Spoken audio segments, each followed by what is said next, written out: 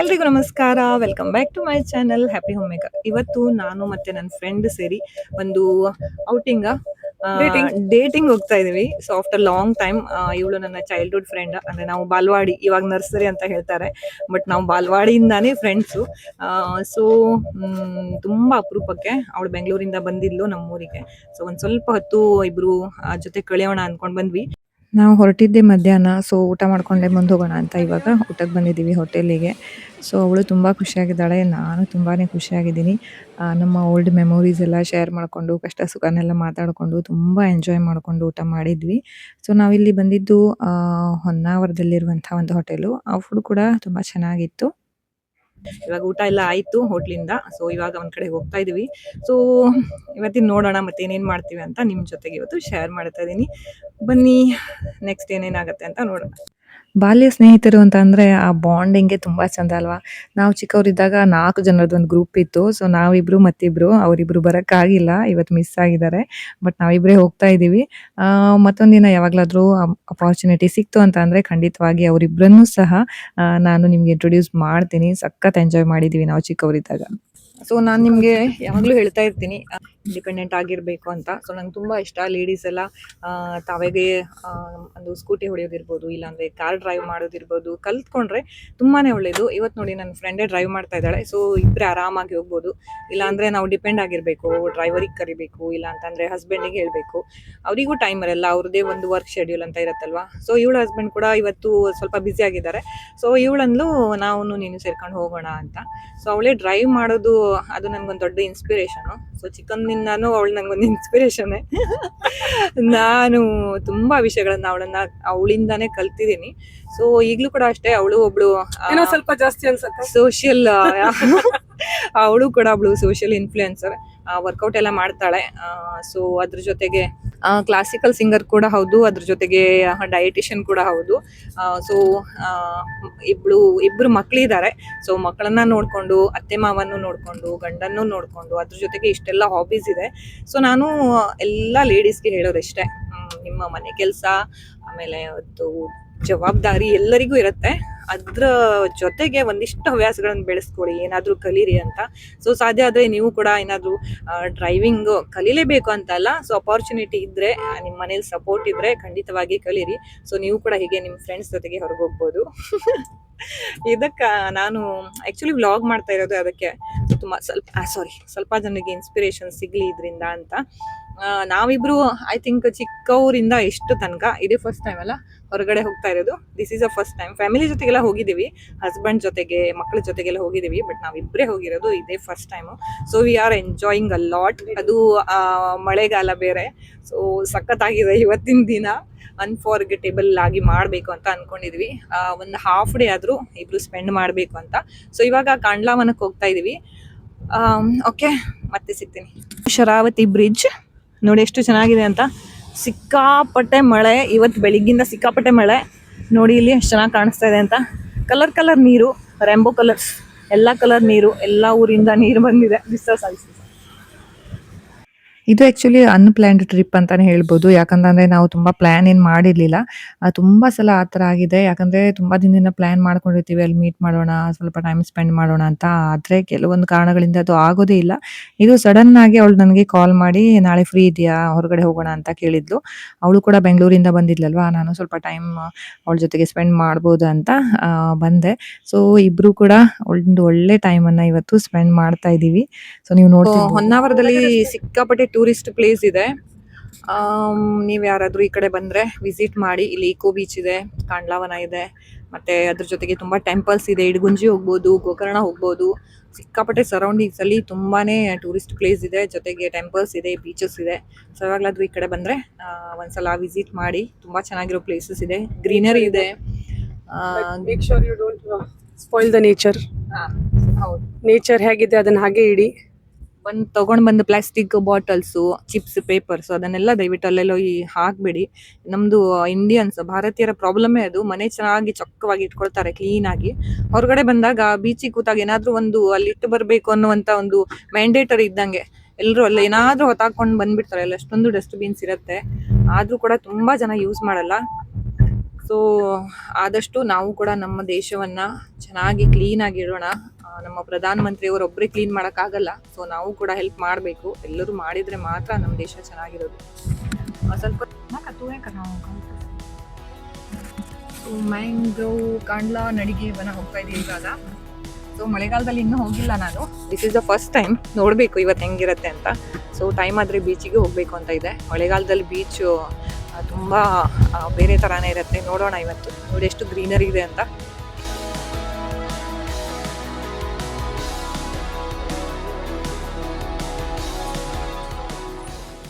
ನಾವು ಮಿಸ್ ಆಗಿ ಈ ಪ್ಲೇಸಿಗೆ ಬಂದಿದ್ದು ಇವಾಗ. ಬೈ ಮಿಸ್ಟೇಕ್ ಬಂದಿದ್ದು. ಇದು ಕಾಂಡ್ಲಾವನ ಅಂತ. ಬಟ್ ಇದು ಕಾಂಡ್ಲಾವನೇ ಅಲ್ಲ, ಗೊತ್ತಿಲ್ಲ. ಎಲ್ಲೋ ಒಂದು ಕಡೆ ಬಂದಿದ್ದೀವಿ. ಬಟ್ ಪ್ಲೇಸ್ ಸಿಕ್ಕಾಪಟ್ಟೆ ಚೆನ್ನಾಗಿದೆ. Beautiful view. ನೋಡಿ ಇಲ್ಲೊಂದು ಇಟ್ಸ್ ಅ ನೈಸ್ ಪ್ಲೇಸ್. ಏ ಮಂಕುಡು ದೀಪನಿ ಹುಡುಕ್ತಲ್ ಗೋಯ್.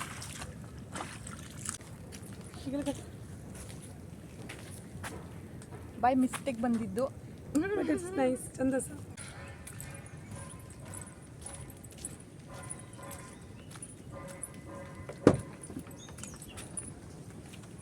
ನಮ್ಮ ಜೊತೆಗೆ ಈ ಪುಟಾಣಿ ಕೂಡ ಬಂದಿದೆ. ಮಲ್ಕೊಂಡಿದ್ಲು ಇಷ್ಟೊತ್ತು, ಇವಾಗ ಎದ್ದಿದ್ದಾಳೆ.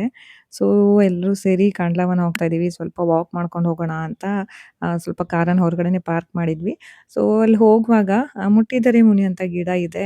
ತುಂಬ ಜನರಿಗೆ ಗೊತ್ತಿರುತ್ತೆ. ನಮ್ಮ ಚೈಲ್ಡ್ಹುಡ್ಡಲ್ಲೆಲ್ಲ ಅದ್ರ ಜೊತೆಗೆ ಸಿಕ್ಕಾಪಟ್ಟೆ ಟೈಮ್ ಪಾಸ್ ಮಾಡ್ತಿದ್ವಿ. ಅದು ಮುಟ್ಟಿದ ಕೂಡಲೇ ಹೆಂಗೆ ಫೋಲ್ಡ್ ಆಗುತ್ತಲ್ವ, ಅದು ನೋಡೋಕ್ಕೆ ಖುಷಿ. ಅದನ್ನು ಮಗಳಿಗೆ ತೋರಿಸ್ತಾ ಇದ್ಲು. ಸೊ ಕಾಂಡ್ಲಾವನ ತುಂಬ ಚೆನ್ನಾಗಿದೆ ನೋಡಲಿಕ್ಕೆ. ಇವಾಗ ಸ್ವಲ್ಪ ಟೂರಿಸ್ಟ್ ಕಡಿಮೆ, ಮಳೆಗಾಲ ಅಲ್ವಾ. ಏಪ್ರಿಲ್ ಮೇ ಅಂತ ಅಂದರೆ ಸಿಕ್ಕಾಪಟ್ಟೆ ಜನ ಇರ್ತಾರೆ. ಸೊ ಲಾಸ್ಟ್ ಟೈಮ್ ಏಪ್ರಿಲಲ್ಲಿ ಬಂದಿದ್ವಿ ನಾವು. ಎಷ್ಟು ಜನ ಇದ್ರು ಅಂತ ಅಂದರೆ ಬಾಪ್ರೆ, ಕಾಂಡ್ಲಾವನ ಕರೆಕ್ಟಾಗಿ ನೋಡಲಿಕ್ಕೆ ಆಗಿರಲಿಲ್ಲ. ಬಟ್ ಇವಾಗ ಮಳೆಗಾಲ ಇರೋದ್ರಿಂದ ಸ್ವಲ್ಪ ಟೂರಿಸ್ಟ್ ಕಡಿಮೆ ಅಂತ ಅನಿಸ್ತಾ ಇದ್ದಾರೆ. ಸೊ ವಾಕ್ ಮಾಡಿಕೊಂಡೇ ಹೋಗೋಣ ಅಂತ ಬಂದ್ವಿ. ಇವಾಗ ನೋಡಿ ಇಲ್ಲಿ ಟಿಕೆಟ್ ಕೂಡ ಇದೆ. 20 rupees ಪರ್ ಹೆಡ್. ಸೊ ಇಲ್ಲಿ ಟಿಕೆಟ್ ತಗೊಳ್ತಾ ಇದ್ದಾಳೆ. ಸೊ ಇದರಿಂದ ಮುಂದೆ ಹೋಗ್ತಾ ಇದ್ದೀವಿ. ಮತ್ತೇನು ಗೊತ್ತಾ, ಎಲ್ಲಾದ್ರೂ ನಾವು ಹೋಗಬೇಕು ಅಂತ ಅಂದಾಗ ಫ್ರೆಂಡ್ಸ್ ಜೊತೆಗಿರಲಿ ಅಥವಾ ಫ್ಯಾಮಿಲಿ ಜೊತೆಗಿರಲಿ, ಅವರೆಲ್ಲ ಮೆಂಟಾಲಿಟಿ ಒಂದೇ ಥರ ಇದ್ದರೆ ಆ ಒಂದು ಟ್ರಿಪ್ ಸಿಕ್ಕಾಪಟ್ಟೆ ಚೆನ್ನಾಗಿರುತ್ತೆ. ಯಾಕಂದರೆ ಕೆಲವೊಬ್ರಿಗೆ ಕೆಲವೊಂದು ಇಷ್ಟ ಆಗಲ್ಲ, ಕೆಲವೊಬ್ರಿಗೆ ಅದು ತುಂಬ ಇಷ್ಟ ಆಗುತ್ತೆ. ಹಾಗೆಲ್ಲ ಇದ್ದಾಗ ಸ್ವಲ್ಪ ಅಲ್ಲಿ ಮಿಸ್ಅಂಡರ್ಸ್ಟ್ಯಾಂಡಿಂಗ್ ಎಲ್ಲ ಬರೋ ಚಾನ್ಸಸ್ ಇರುತ್ತೆ. ಸೊ ಎಲ್ಲರೂ ಕೂಡ ಒಂದೇ ಥರ ಥಿಂಕ್ ಮಾಡೋದಿದ್ರೆ ಟ್ರಿಪ್ ಚೆನ್ನಾಗಾಗತ್ತೆ. ಇವತ್ತು ಕೂಡ ಅಷ್ಟೇ, ನಂದು ಅವಳದು ವೈಬ್ಸ್ ತುಂಬ ಚೆನ್ನಾಗಿ ಮ್ಯಾಚ್ ಆಗ್ತಿತ್ತು. ಹಾಗಾಗಿ ಇಬ್ರು ಕೂಡ ತುಂಬಾನೇ ಎಂಜಾಯ್ ಮಾಡಿದ್ವಿ. ಈ ಪುಟಾಣಿ ಅಂತೂ ಏನು ರಗಳೇನೆ ಇರಲಿಲ್ಲ. ಪಾಪದವಳ ಥರ ನಮ್ಮ ಜೊತೆಗೆ ಬರ್ತಾ ಇದ್ಲು. ಸೊ ಇಲ್ಲಿ ಒಂದಿಷ್ಟು ಫೋಟೋಸನ್ನೆಲ್ಲ ತಗೊಂಡ್ವಿ. ಈಗ ಮ್ಯಾಂಗ್ರೋವ್ಗೆ ಹೋಗ್ತಾ ಇದ್ದೀವಿ. ನೋಡಬೇಕು ಇವಳ ರಿಯಾಕ್ಷನ್ ಹೇಗಿರುತ್ತೆ ಅಂತ, ಯಾಕಂದರೆ ಅವಳು ಇನ್ನೂ ನೋಡಿಲ್ಲ. ಸೊ ಇದನ್ನೆಲ್ಲ ನಾನು ಮತ್ತು ಸಮೀಕ್ಷಾ ಅದೇ ಡಿಸ್ಕಸ್ ಮಾಡ್ತಾ ಇದ್ವಿ. ನಾವು ಮಕ್ಕಳಿಗೆ ಒಂದು ಮ್ಯಾನರ್ಸನ್ನು ಕಲಿಸಿರ್ಬೇಕು. ಹೊರಗಡೆ ಹೀಗೆ ಟ್ರಿಪ್ಪಿಗೆಲ್ಲ ಬಂದಾಗ ನಾವೇನಾದರೂ ತಿಂದರೆ ಅಥವಾ ವಾಟರ್ ಬಾಟಲ್ಸ್ ಇದ್ದರೆ ಅದನ್ನೆಲ್ಲ ಸುಮ್ಮನೆ ಹೀಗೆ ನೇಚರಲ್ಲಿ ಹಾಕಬಾರ್ದು. ಅದನ್ನು ಡಸ್ಟ್ಬಿನ್ ಇದ್ದರೆ ಅದನ್ನು ಯೂಸ್ ಮಾಡಿ, ಇಲ್ಲ ಅಂತ ಅಂದರೆ ಅದನ್ನು ಹಾಗೆ ಬ್ಯಾಗಲ್ಲಿ ತೊಗೊಂಡ್ಬಿಟ್ಟು ಮನೇಲಿರುವಂಥ ಡಸ್ಟ್ಬಿನಿಗೆ ಹಾಕಬೇಕು ಅಂತ. ಸೊ ನಾನು ಮತ್ತು ಅವಳು ಇಬ್ಬರು ಕೂಡ ನಮ್ಮ ಮಕ್ಕಳಿಗೆ ಅದನ್ನೇ ಕಲಿಸಿದ್ದೀವಿ. ಸೊ ಅದವರಿಗೆ ತುಂಬಾ ಹೆಲ್ಪ್ ಆಗುತ್ತೆ ಅಲ್ವಾ. ಯಪ್ಪ, ಫಸ್ಟ್ ಟೈಮ್ ಇಲ್ಲಿ ಯಾರೂ ಇಲ್ಲ, ಇಷ್ಟೊಂದು ಖಾಲಿ ಇರೋದು ನಿಜವಾಗ್ಲೂ ಫಸ್ಟ್ ಟೈಮು. ಯಾವಾಗ ಬಂದರೆ ಅದು ತಗೊಳ್ಳಿ, ಯಾರೋ ಬಂದರು ಇವಾಗ. ಸೊ ಅವ್ರು ಮುಂದೆ ಹೋಗ್ತಾ ಇದ್ದಾರೆ. ಅದು ಏನು ಪ್ರಾಬ್ಲಮ್ ಇಲ್ಲ. ಬಟ್ ಎಷ್ಟು ಖಾಲಿ ಇದ್ದಿದ್ದು ದಾಖಲೆನೇ ಇಲ್ಲ. ನಾವು ಯಾವಾಗಲೂ ಬಂದಾಗ ಇಲ್ಲೂ ಫುಲ್ ಇರ್ತಿತ್ತು. ಬಟ್ ಇವತ್ತು ಇಷ್ಟು ಖಾಲಿ ಇದೆ ಅನ್ನೋದೇ ತುಂಬಾ ಸಂತೋಷ. ಯಾಕಂದರೆ ಒಂದಿಷ್ಟು ವಿಷಯಗಳನ್ನು ಇವತ್ತು ಇಲ್ಲಿ ನಾವು ಡಿಸ್ಕಸ್ ಮಾಡಬೇಕು ಅಂತ ಅಂದ್ಕೊಂಡಿದ್ದೀವಿ. ನಮ್ಮ ಲೇಡೀಸ್ ಬಗ್ಗೆ ಇರ್ಬೋದು, ಇಲ್ಲ ಅಂತ ಅಂದರೆ ಈ ಥರ ಕೆಲವು ವಿಷಯಗಳನ್ನು ಚರ್ಚೆ ಮಾಡಬೇಕು ಅಂತ. ಸಮೀಕ್ಷಾ, ನಂದೊಂದು ಕ್ವಶನ್ ಇದೆ ನಿನಗೆ. ಸೆಲ್ಫ್ ಕೇರ್ ಯಾಕೆ ಅಷ್ಟೊಂದು ಇಂಪಾರ್ಟೆಂಟು?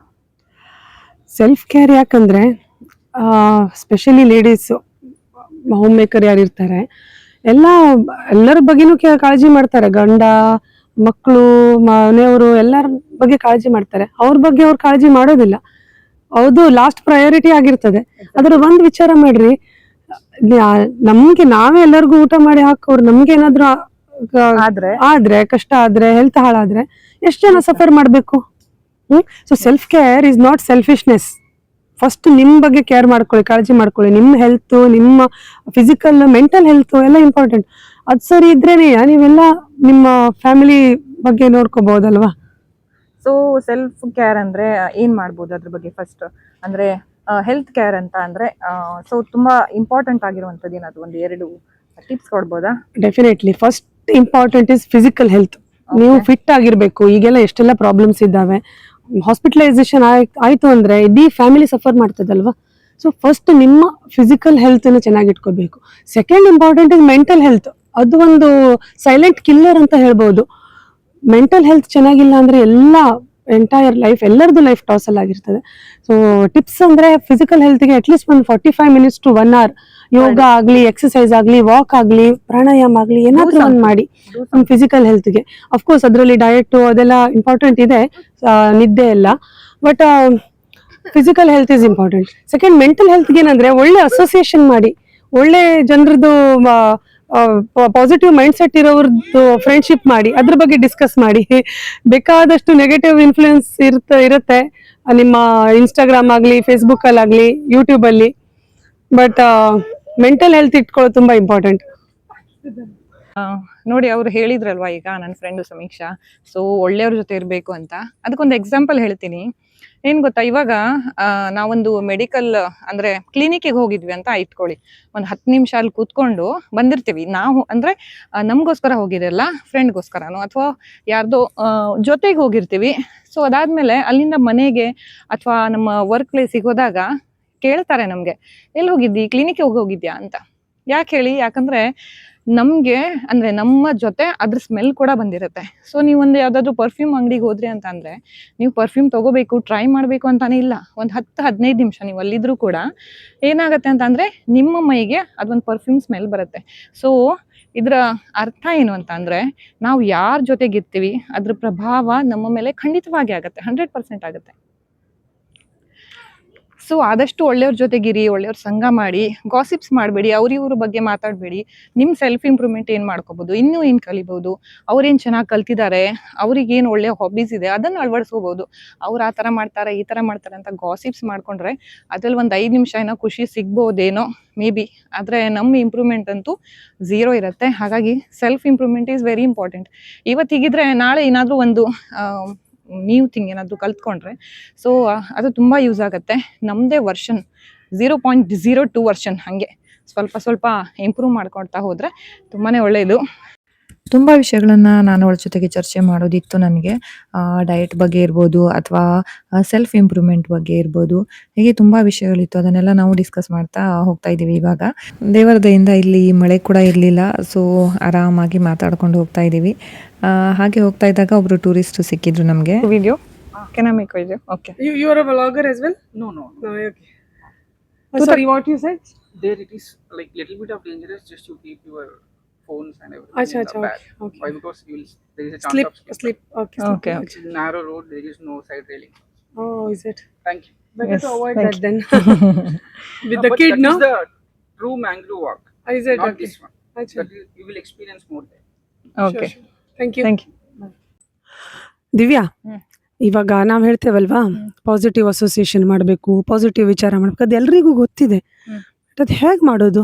ಯಾಕಂದ್ರೆ ನಾವು ಜಾಸ್ತಿ ನೆಗೆಟಿವ್ ಅಸೋಸಿಯೇಷನಿಂದನೇ ನಾವು ಇನ್ಫ್ಲೂಯೆನ್ಸ್ ಆಗ್ತೀವಿ.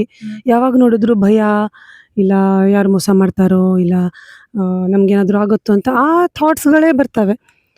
How do you make sure ಅದು ಹೇಗೆ ಪಾಸಿಟಿವ್ ಅಸೋಸಿಯೇಷನ್ ಮಾಡೋದು, ಪಾಸಿಟಿವ್ ಥಾಟ್ಸ್ ಬರೋ ಥರ ಮಾಡೋದು? ಏನು ಮಾಡ್ತೀಯ ನೀನು? ಸೊ ನೀನು ಕೇಳಿದ್ದು ಪಾಸಿಟಿವ್ ಆಗಿ ಹೇಗೆ ಥಿಂಕ್ ಮಾಡಬೇಕು. ಸೊ ಫಸ್ಟ್ ಆಫ್ ಆಲ್ ನಾವು ಇನ್ಫ್ಲುಯೆನ್ಸ್ ಆಗೋದೇ ಸೋಷಿಯಲ್ ಮೀಡಿಯಾದಿಂದ. ನೀವು ನೋಡಿರ್ಬೋದು, ಒಂದ್ಸಲ ನಾವು ಯಾವುದಾದ್ರೂ ನೆಗೆಟಿವ್ ಥಿಂಗ್ಸನ್ನು ನೋಡಿಬಿಟ್ರೆ ಕಂಟಿನ್ಯೂ ಆಗಿ ಅದೇ ನಮಗೆ ಫೀಡಲ್ಲಿ ಬರ್ತಾ ಇರುತ್ತೆ. ಸೊ ಇವಾಗ ತುಂಬ ಜನರಿಗೆ ನಂಬಿರ್ತೀವಿ. ನಾವು ಚಿಕ್ಕವರೆಲ್ಲ ಇದ್ದಾಗ ಯಾರ ಮೇಲೂ ಡೌಟೇ ಪಡ್ತಾ ಇರಲಿಲ್ಲ, ಯಾಕಂದರೆ ಅದು ನಾವು ನೆಗೆಟಿವ್ ಅನ್ನೋದು ನಾವು ನೋಡೇ ಇರಲಿಲ್ಲ. ಸೊ ನಾವೆಲ್ಲ ಪಾಸಿಟಿವೇ ನೋಡಿದ್ವಿ, ಎಲ್ಲರೂ ಒಳ್ಳೆಯವ್ರ ಥರನೇ ಅನಿಸ್ತಿದ್ರು, ಒಳ್ಳೆಯವರು ಇದ್ದರು. ಬಟ್ ಇವಾಗ ಏನಾಗುತ್ತೆ ಅಂತ ಅಂದರೆ ಯಾರ ಮೇಲೂ ನಂಬಿಕೆ ಇಡಲಿಕ್ಕೆ ಕಷ್ಟ. ಯಾಕಂತಂದರೆ ನಾವು ನೋಡಿದ್ದೆ ಹಾಗೆ, ಅವ್ರು ಕೆಟ್ಟವರು, ಇವ್ರು ಕೆಟ್ಟವರು. Stop seeing negative things. So ನಿಮ್ಮನ್ನು ನೀವು ಹೇಗೆ ಪ್ರೊಟೆಕ್ಟ್ ಮಾಡ್ಕೋಬೋದು, ಇಂಪ್ರೂವ್ ಮಾಡ್ಕೋಬೋದು ಅನ್ನೋದ್ರ ಬಗ್ಗೆ ಹೆಚ್ಚು ಲಕ್ಷ್ಯನ ಕೊಟ್ಟರೆ ಸೊ ನಾವು ಅದರಿಂದ ದೂರ ಇರ್ಬೋದು ಅನ್ಕೋತೀನಿ. ಈ ಇಯರಿಂಗ್ ಹೇಗಿದೆ ನೋಡಿ, ಕ್ಯೂಟ್ ಆಗಿದೆ ಅಲ್ವಾ? ನಾನು ಗಿಫ್ಟ್ ಕೊಟ್ಟಿದ್ದಾಳೆ ಈ ಬ್ಯಾಗು ಮತ್ತು ಇಯರಿಂಗು, ಸಿಕ್ಕಾಪಟ್ಟೆ ಚೆನ್ನಾಗಿದೆ. Thank you so much Sami, I loved it. Thank you so much. ಇವಾಗ ಕಾಂಡ್ಲಾವನ ಆಯಿತು. ಸೊ ಈಕೋ ಬೀಚಿಗೆ ಬಂದ್ವಿ. ಇದು ಅಪೋಸಿಟಲ್ಲಿ ಇದೆ ರೋಡ್. ಆ ಕಡೆ ರೈಟಲ್ಲಿ ಕಾಂಡ್ಲಾವನ ಇದೆ, ಲೆಫ್ಟಲ್ಲಿ ಈಕೋ ಬೀಚ್ ಇದೆ. ಸೊ ಇಲ್ಲಿ ಬಂದಾಗ ನೀವು ಕೂಡ ವಿಸಿಟ್ ಮಾಡ್ಬೋದು. ಎರಡು ಒಂದೇ ಕಡೆ ನಿಮಗೆ ಸಿಗುತ್ತೆ. ಎರಡೂ ಕೂಡ ತುಂಬಾ ಚೆನ್ನಾಗಿದೆ. ಈಕೋ ಬೀಚ್ ಕೂಡ ನೋಡಬೇಕು. ಇಲ್ಲೂ ತುಂಬ ಟೂರಿಸ್ಟ್ ಇರಲ್ಲ ಅಂತ ಅನ್ಕೋತೀನಿ, ಯಾಕಂದರೆ ರೈನಿ ಸೀಸನ್ ಆಗಿರೋದ್ರಿಂದ. ಇಲ್ಲಾಂದರೆ ಯೂಶ್ವಲಿ ಸಿಕ್ಕಾಪಟ್ಟೆ ಜನ ಇರ್ತಾರೆ ಈ ಕಡೆ ಎಲ್ಲ ಬಂದಾಗ. ನಾವು ಅಂದ್ಕೊಂಡ ಹಾಗೆ ತುಂಬ ಜನ ಇಲ್ಲೂ ಕೂಡ ಇರಲಿಲ್ಲ. ಸೊ ನಮ್ಮ ಸ್ವರಂಗೆ ಸಿಕ್ಕಾಪಟ್ಟೆ ಖುಷಿಯಾಗಿಬಿಟ್ಟು ಅವಳಿಗೆ ನೀರಲ್ಲಿ ಆಡಬೇಕಿತ್ತಂತೆ. ಇಲ್ಲಿ ಒಂದು ನಮಗೆ ಪುಟಾಣಿ ನಾಯಿ ಮರಿ ಸಿಕ್ತು. ನನಗೆ ಈ ಎನಿಮಲ್ಸ್ ಅಂದರೆ ಪ್ರಾಣಿಗಳಂದರೆ ತುಂಬ ಇಷ್ಟ. ನಾಯಿಗಳು, ಬೆಕ್ಕುಗಳೆಲ್ಲ ಅಂದರೆ ಸಿಕ್ಕಾಪಟ್ಟೆ ಇಷ್ಟ. ಬೀಚ್ ನೋಡಿ ಎಷ್ಟು ಚೆನ್ನಾಗಿದೆ ಅಂತ. ಮಳೆಗಾಲ ಅಲ್ವಾ, ನೀರು ಸಿಕ್ಕಾಪಟ್ಟೆ ಮೇಲೆ ಬಂದಿದೆ. ಇಲ್ಲೆಲ್ಲ ಕಡೆ ಗಾರ್ಡ್ಸ್ ಇದ್ದಾರೆ. ಸೊ ಅವರು ಒಂದು ಇಷ್ಟು ಲೆವೆಲ್ ಆದಮೇಲೆ ಕೆಳಗಡೆ ಹೋಗೋಕೆ ಬಿಡಲ್ಲ ಸಮುದ್ರದ ಹತ್ರ. ಈ ಒಂದು ಮರಿ ತುಂಬ ಇಷ್ಟ ಆಯಿತು. ಯಾರೋ ಬಂದಿದ್ರು ಅನಿಸುತ್ತೆ. ಎಲ್ಲಿ ಹೋದರೂ ನಮ್ಮ ಹಿಂದೆನೇ ಬರ್ತಾ ಇತ್ತು. ಇದು ನಮಗೆ ಬಿಟ್ಟು ಹೋಗ್ತಾನೆ ಇರಲಿಲ್ಲ. ಅದಕ್ಕೆ ಅದನ್ನು ಸ್ವಲ್ಪ ಮುದ್ದು ಮಾಡಿ ಅಲ್ಲೇ ಬಿಟ್ಟು ಬಂದ್ವಿ. ನಾನು ಏನು ತೊಗೊಂಡು ಹೋಗಿರಲಿಲ್ಲ. ನಂಗೆ ತುಂಬಾ ಬೇಜಾರಾಯಿತು. ಅದಕ್ಕೇನಾದರೂ ತಿಂಡಿ ಕೊಡಬೇಕಿತ್ತು ಅಂತ ಅನ್ನಿಸ್ತು ನನಗೆ. ಗೊತ್ತಿಲ್ಲ, ಪೆಟ್ಸ್ ಅಂದರೆ ನನಗೆ ಸಿಕ್ಕಾಪಟ್ಟೆ ಇಷ್ಟ. I love animals. ಅದು ನಾಯಿ ಅಂತಾನೆ ಎಲ್ಲ, ಬೆಕ್ಕಿರ್ಬೋದು, ಆಕಳಿರ್ಬೋದು, ಎಲ್ಲ ನಂಗೆ ತುಂಬಾ ಇಷ್ಟ. So already evening 6 o'clock reach ಆಗಿತ್ತು. ಸೊ ಇನ್ನೊಂದು ಲೇಟ್ ಮಾಡೋದು ಬೇಡ ಅಂತ ಅಂದ್ಕೊಂಡ್ವಿ. ಸ್ವರ ಕೂಡ ಏನಾದರೂ ತಿನ್ನಬೇಕು ಹೇಳ್ತಾ ಇದ್ಲು. ಹಾಗಾಗಿ ಒಂದಿಷ್ಟು ಸ್ನ್ಯಾಕ್ಸ್ ತೊಗೋಣ ಅಂತ ಒಂದು ಶಾಪಿಗೆ ಬಂದಿದ್ವಿ ಹೊನ್ನಾವರದಲ್ಲೇ. ಸೊ ಇಲ್ಲಿಂದ ಇವಾಗ ಹೊರಡ್ತಾ ಇದ್ದೀವಿ. ಇದು ಇವತ್ತಿನ ನಮ್ಮ ದಿನ. ಸ್ವಲ್ಪ ಟೈಮ್ ಸಿಕ್ಕಿದ್ರು ಕೂಡ ಕ್ವಾಲಿಟಿ ಟೈಮನ್ನು ಸ್ಪೆಂಡ್ ಮಾಡಿದ್ವಿ. ನಾನು ಮತ್ತು ಸಮೀಕ್ಷಾ ತುಂಬಾ ಒಂದು ಸಂತೋಷದ ಕ್ಷಣಗಳನ್ನು ಹಂಚ್ಕೊಂಡ್ವಿ. ಈ ಒಂದು ವ್ಲಾಗ್ ನಿಮಗೆ ಇಷ್ಟ ಆಗುತ್ತೆ ಅಂತ ಅನ್ಕೋತೀನಿ.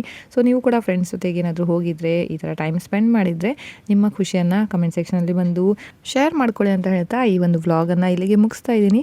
ವಿಡಿಯೋ ಇಷ್ಟ ಆದರೆ ಲೈಕ್ ಮಾಡಿ. ನನ್ನ ಚಾನಲ್ನ ಇನ್ನೂ ಸಬ್ಸ್ಕ್ರೈಬ್ ಮಾಡಿಲ್ಲ ಅಂದರೆ ದಯವಿಟ್ಟು ಸಬ್ಸ್ಕ್ರೈಬ್ ಮಾಡಿ, ಬೆಲ್ ಬಟನ್ನ ಪ್ರೆಸ್ ಮಾಡೋಕ್ಕೆ ಮರಿಬೇಡಿ. ಸೊ ನೆಕ್ಸ್ಟ್ ಟೈಮ್ ನಿಮಗೆ ನೋಟಿಫಿಕೇಷನ್ ಸಿಗುತ್ತೆ. ಮತ್ತೊಂದು ವಿಡಿಯೋದೊಂದಿಗೆ ಆದಷ್ಟು ಬೇಗ ಸಿಗ್ತೀನಿ. ಬಾಯ್.